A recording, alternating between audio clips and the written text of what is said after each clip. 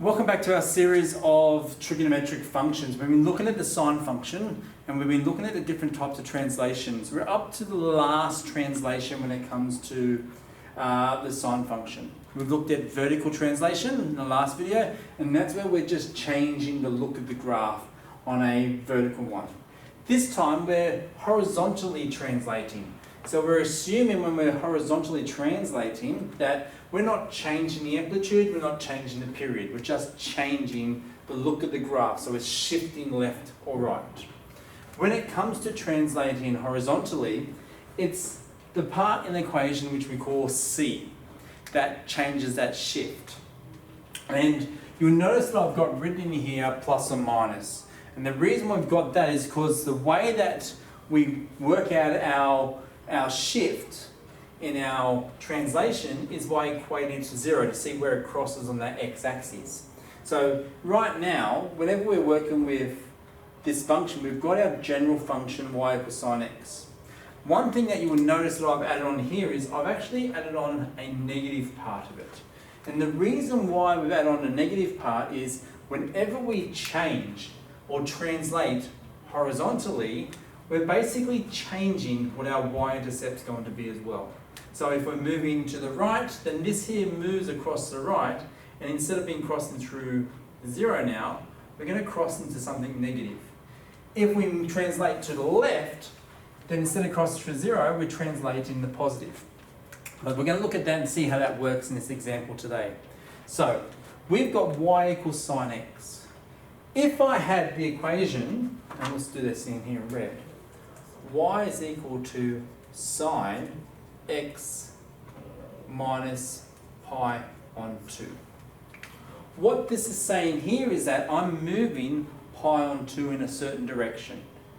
Generally, we go in the opposite direction to what the sine is, and how that works is if I had y is equal to sine x minus pi on 4, this here is what's changing the x-intercepts. So I could take this and say x minus pi on 4 and equate it to 0, because that's when x is equal to that 0 part.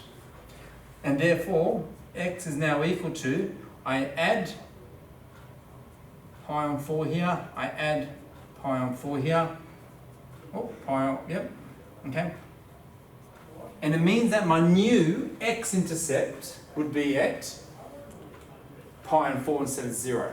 So I've moved across. So I'll start from here, and then everything else would move across by that same amount.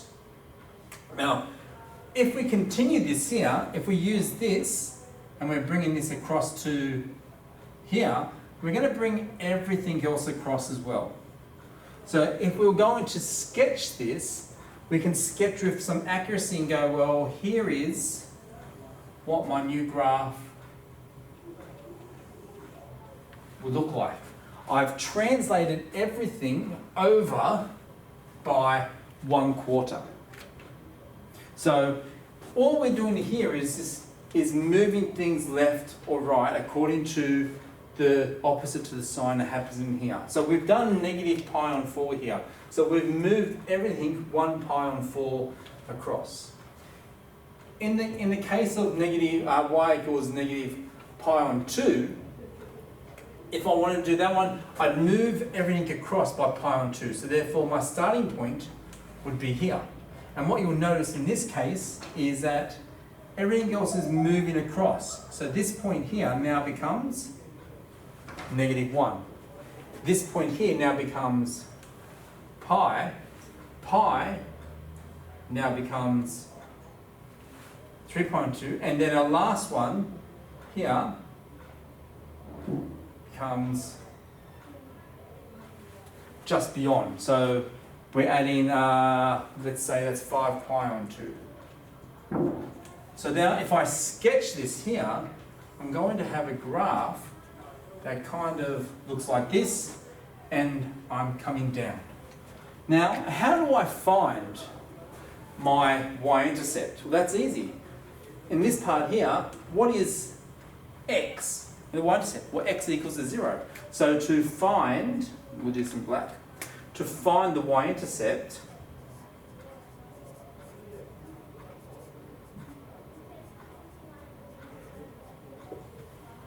we just sub x with 0. So therefore we get y is equal to sine 0 minus pi on 2. And we know that y sine pi on 2 is the same as -1. So therefore your y-intercept here is -1 when I'm moving or translating horizontally by the x-axis. Alright, we'll see you in that next video.